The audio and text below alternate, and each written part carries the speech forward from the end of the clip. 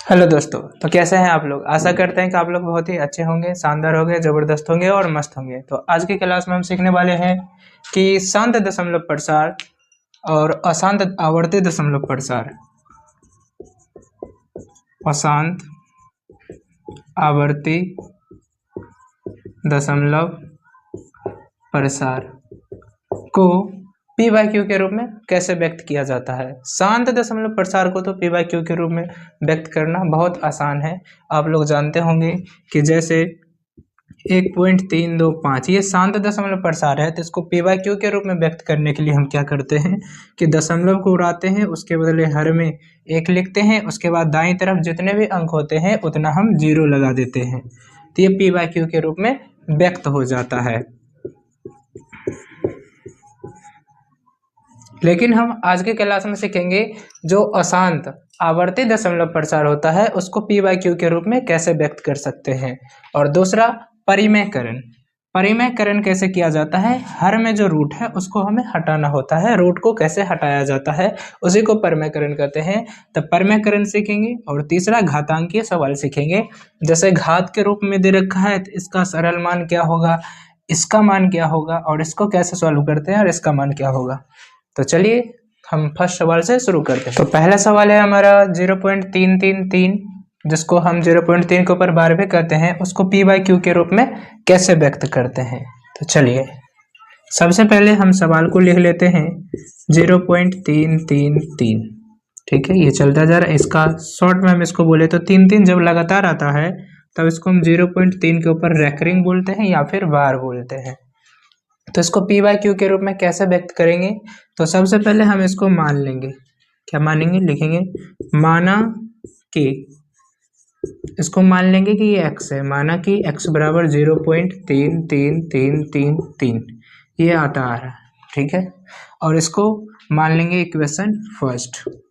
इसमें आपको एक बात याद रखनी होगी कि जितना संख्या के ऊपर वार लगा रहता है, रेकरिंग लगा रहता है, उतना एक पर 0 लेकर के। ठीक है, यदि एक संख्या के ऊपर वार है, एक संख्या के ऊपर वार है तो हम 10 से गुणा करेंगे, 10 से गुणा करेंगे। यदि दो संख्या के ऊपर है, दो संख्या के ऊपर वार है तो हम 100 से गुणा करेंगे। इसी प्रकार 3 से रहेगा तो हम 1000 से, और 4 से रहेगा तो हम 10,000 से। इस पॉइंट को आपको याद होना चाहिए। एक संख्या के ऊपर वार लगा रहे तब उसको हम 10 से गुणा करेंगे। यदि दो संख्या के ऊपर वार लगा रहा था कुछ इस प्रकार से, 0.32 के ऊपर वार लगा है, तब हम उसको कितना से गुणा करते, 100 से गुणा करते। और मान लो कि इस तरह से रहता 3 अंक पे तो हम 1000 से गुणा करते। इसी प्रकार जितना अंक पर रहता था हम उतना एक पे शून्य लेके करते हैं। ठीक है, तो एक संख्या पर है तो हम कितना से गुणा करेंगे, 10 से, और 2 पे रहेगा तो 100 से, 3 पर रहेगा तो 1000 से, और 4 पर रहेगा तो 10,000 से। इसी तरीके से चलता जाएगा। तो यहाँ पर आप देख रहे होंगे कि 0.3 एक संख्या है और इसके ऊपर रेकरिंग खींचा है, बार खींचा है, तो हम इसमें क्या करेंगे, 10 से गुणा करेंगे। तो हाँ, अभी आप बने रहिएगा, तो इसका हम शॉर्ट तरीका भी बताएंगे ये सॉल्व करने के लिए। अभी बता रहे हैं कि सॉल्व करके इसको कैसे बनाया जाता है। अंत में हम ऑब्जेक्टिव में यदि आता है तो कैसे इसको सॉल्व करेंगे ऑब्जेक्टिव में, तो वो भी हम बताएंगे। तो सबसे पहले हम क्या करेंगे, जो हमें मान दे रखा है उसको x के बराबर मान लेंगे। अब यहाँ पे एक संख्या के ऊपर वार है तो हम दोनों तरफ 10 से गुणा करेंगे। तो लिखेंगे दोनों तरफ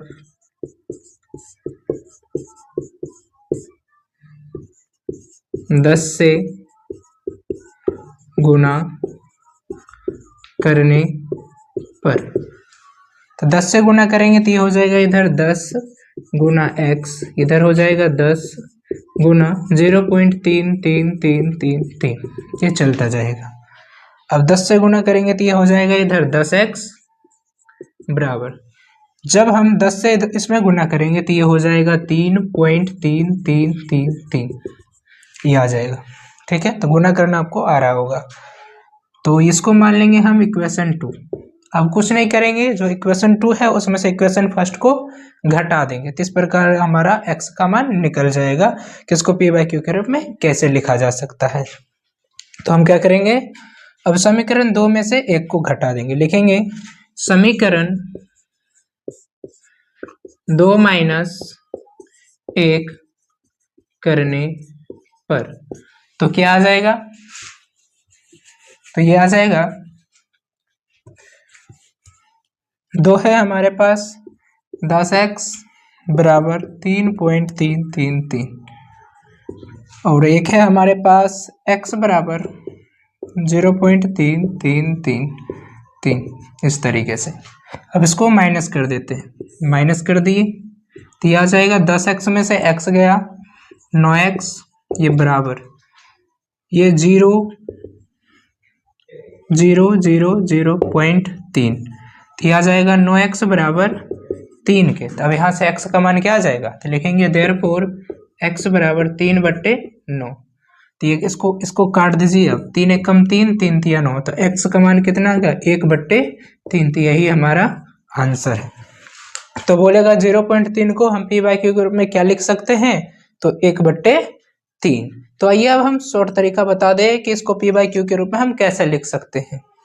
तो शॉर्ट के लिए हम क्या करते हैं, हमारे पास क्वेश्चन दे रखा है 0.3 को परिमेय संख्या के रूप में लिखिए। तो कैसे लिखेंगे, हम लिखेंगे जो हमें दे रखा है वो 0.3 दे रखा है, ठीक है। जितना संख्या के ऊपर बार है हम उतना 9 लिखेंगे।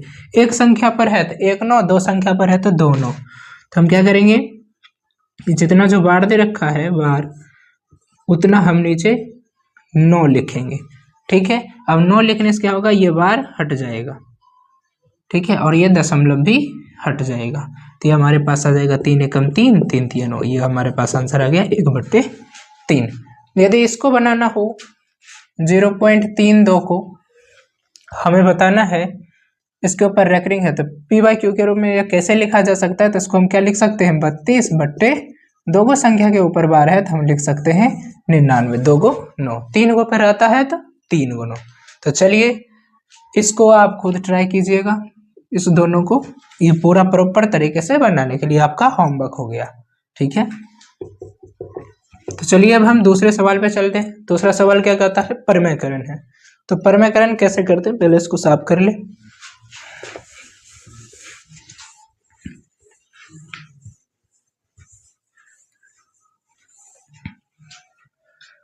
तो दूसरा सवाल है हमारा परिमेयकरण करने के लिए नीचे में हर में जो रूट है उसको हटाना है। तो कैसे हटाते हैं, पहले सबसे पहले हम सवाल लिखते हैं। सवाल है हमारा 1/√2।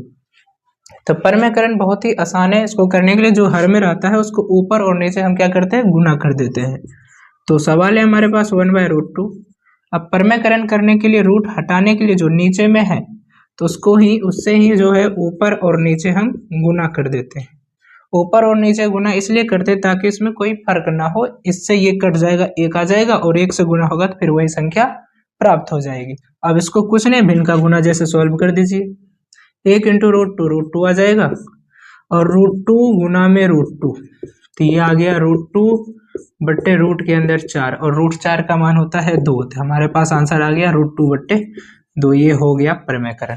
तो आप देख रहे होंगे इसमें नीचे में रूट था सवाल में और यहाँ पे रूट नहीं है, तो रूट क्या हो गया, हट गया। अब चलिए तो एक अंक डिजिट वाला, अब प्लस माइनस वाला आता है तो उसको आप कैसे कीजिएगा, तो उसको करने के लिए क्या करेंगे, आपको एक फॉर्मूला याद रहना चाहिए कि इसमें परिमेयकरण में है जो हर समय एक फॉर्मूला का इस्तेमाल होता है जो है a + b × a - b, ये बराबर होता है a² - b²। ये आपको याद होना चाहिए। तो सवाल लिख लें हम पहले। दूसरा सवाल कहता है 1/2 + √3। इसका परिमेयकरण में हमें चिन्ह विपरीत लेना पड़ेगा। क्योंकि ताकि ये हम सूत्र लगा सके। तो इसके लिए क्या करेंगे, सबसे पहले जो सवाल है उसको लिखेंगे 2 + √3। अब इसमें भी गुना करेंगे, गुना करना है चिन्ह विपरीत लेके। यहाँ पे देख रहे होंगे प्लस है, तो हम जब गुना करेंगे तो ये माइनस का हो जाएगा और यहाँ पे माइनस रहता तब हम गुना करते तो वो प्लस का हो जाता। अब इसको सॉल्व कीजिए। 1 × 2 - के रूट, तो ये आ जाएगा 2 - के √3। अब यहाँ पे देख रहे होंगे कि ये a है, ये b है, ये a है, ये b है। तो यहाँ आपको दिख रहा होगा a प्लस b, यहाँ पे कुछ ना है तो प्लस है, यहाँ पे माइनस है, प्लस प्लस माइनस माइनस, तो a plus B into A minus B इस फॉर्म में आपको दिख रहा होगा। तो हमारा फॉर्मूला क्या होता है इसका, ए स्क्वायर माइनस बी स्क्वायर। तब हम यहाँ पे लिखेंगे 2 का स्क्वायर माइनस रूट 3 का स्क्वायर। तो हमारे पास आंसर आ जाएगा 2 माइनस के रूट 3 बाई 2 का स्क्वायर 4, रूट 3 का स्क्वायर 3 होता है। तो इसको सॉल्व करेंगे तो आ जाएगा 2 माइनस के रूट 3 बट्टे 1 लिखाता नहीं है तो हमारा आंसर हो गया 2 माइनस के रूट 3। इस दोनों को आप होमवर्क में कीजिएगा। इसमें प्लस है, ये तो कर दिए हम, तो इसको आप होमवर्क में कीजिएगा। इसमें माइनस दे रखा है, जब हम गुना करेंगे तो प्लस से गुना करेंगे, तो इस प्रकार से परमेकरण हो जाएगा। तो चलिए हम अब घातांक के सवाल पे चलते हैं।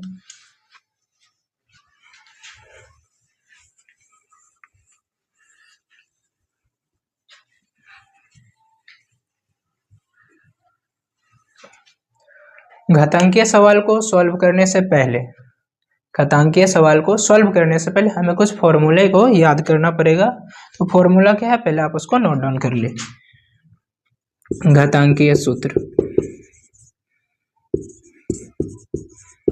ये होता है, पहला a की घात m गुना a की घात n, तो ये हो जाएगा a की घात m प्लस n। दूसरा a की घात m भागा a की घात n, इसी को हम लिख सकते हैं a की घात m बट्टे a की घात n, ये होता है a की घात m माइनस n के बराबर। तीसरा a की घात m और m की घात n हो तो इसको हम लिखते हैं a की घात m गुना n। चौथा a की घात माइनस m हो तो इसको लिखते हैं 1 बट्टे में a की घात m। और पांचवा, कोई भी संख्या की घात यदि 0 हो तो उसका मान 1 होता है। और भी फॉर्मूले होते हैं, आपको इतना याद होना चाहिए। और होते हैं जैसे a की घात m गुना b की घात m, ये बराबर होगा a b की घात m। ठीक है, आप इसको नोट डाउन कर ले। अब आइए हम सवाल पे चलते हैं। तो सवाल हमारा पहला कहता है कि बताओ 64 की घात 1/2, जिसको आधा कहते हैं, तो मतलब ऐसे बोले तो 64 का आधा क्या होगा, तो 32। तो ये कैसे होता है, आइए इसको सॉल्व करते हैं। तो इसको सॉल्व करने के लिए हमें 64 को तोड़ना होगा। तो किसी के फॉर्म में 64 को हम क्या लिख सकते हैं, 64 जो है वो 8 का वर्ग होता है। तो क्या हम 64 को लिख सकते हैं 8 का वर्ग लिख सकते हैं, ये 64 होता है। या फिर इसका हम पहले क्या करेंगे, गुणनखंड करेंगे।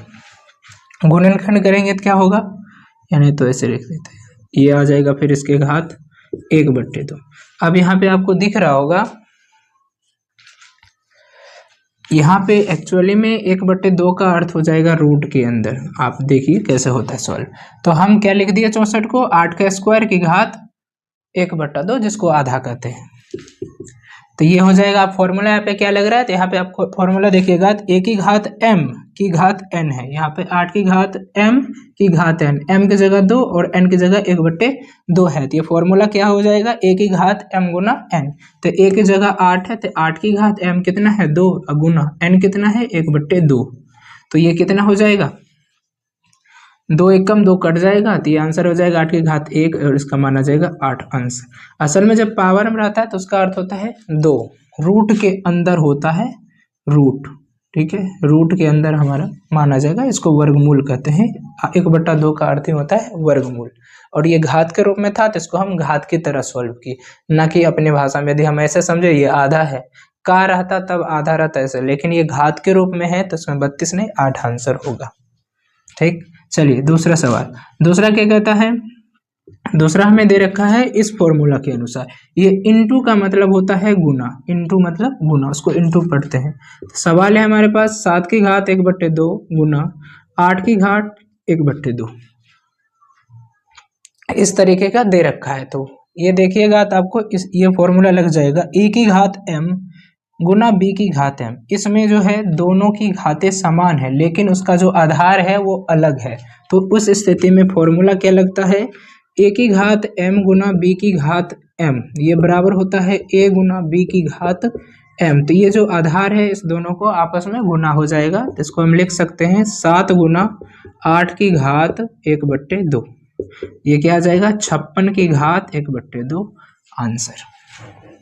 ठीक, तो चलिए अब तीसरे सवाल पे। इस पे ऐसा भी हो सकता है कि इसमें ये जो आधार है वो समान हो।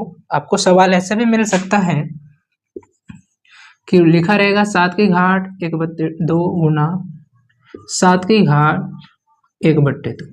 तो इसको कैसे सॉल्व करेंगे, तो इसमें आप ये फॉर्मूला लगा दीजिएगा। तो इसमें क्या होती है, घातें आपस में जुड़ जाती है, तो हमारा आंसर हो जाएगा 7 की घाट 1/2 प्लस 1/2।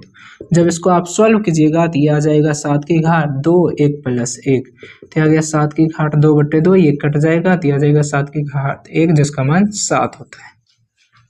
आइए अब हम तीसरे सवाल पे चलते। तो तीसरा सवाल जो कह रहा है 8 की घाट 2/3 बट्टे फिर है 8 की घात 1/3। तो आप इसको सॉल्व कर लेंगे ये फॉर्मूला लगा करके। कैसे, सवाल है 8 की घात 2/3 भागा 8 की घात 1/3। ये जो बट्टा दे रखा है ना, बट्टा लाइन अंडरलाइन जिसको कहते हैं, इसको मेन बट्टा कहा जाता है, तो इसका मतलब भाग होता है, ये भाग के रूप में लिख दिए। अब आपको इस तरह का दिख रहा होगा, इसी रूप का था तो इसको ऐसे लिख दिए, और इसको लिखने के बाद क्या फॉर्मूला लग जाएगा, a की घात m माइनस n। तो लिखेंगे चूंकि a की घात m भागा a की घात n बराबर होता है a की घात m माइनस n। तो इस फॉर्मूले पर जब इसको बैठाएंगे तो हमारा मान क्या आ जाएगा, 8 की घात 2/3 माइनस के 1/3। जब इसको सॉल्व करेंगे तो आ जाएगा 8 की घात 3 3 का एलसीएम 3, तो 2 माइनस का 1 तो आ जाएगा 8 की घात 1/3। तो आशा करते हैं आपको समझ में आ गया होगा। और एक और सवाल दे रखा है, ये भी घातांकीय नियम पर ही आधारित है, तो उसको भी आप देख ले, उसको कैसे सॉल्व करेंगे। सवाल दे रखा है 2 की घात माइनस के 4। तो यहाँ पे आपको याद आ रहा होगा कि ये फॉर्मूला लग रहा है, लिखेंगे चूंकि a की घात माइनस m बराबर होता है 1/में a की घात m, तो इसको सॉल्व कर देंगे तो आ जाएगा 1/में 2 की घात माइनस 4 है, तो यहाँ पे 4 आ जाएगा, और 2 की घात 4 का मान कितना होता है 16, तो हमारे पास आ जाएगा 1/में 16 आंसर। 2 की घात 4 से मतलब है कि 2 गुना 2 गुना 2 गुना 2, 4 बार 2 दूना 4 दूना 8 दूना 16, तो 1/16 हमारा आंसर हो जाएगा। तो आशा करते हैं कि आपको ये बातें समझ में आ गई होंगी। तो बने रहे हमारे साथ इसी तरह से वीडियो के लिए, ठीक है, धन्यवाद।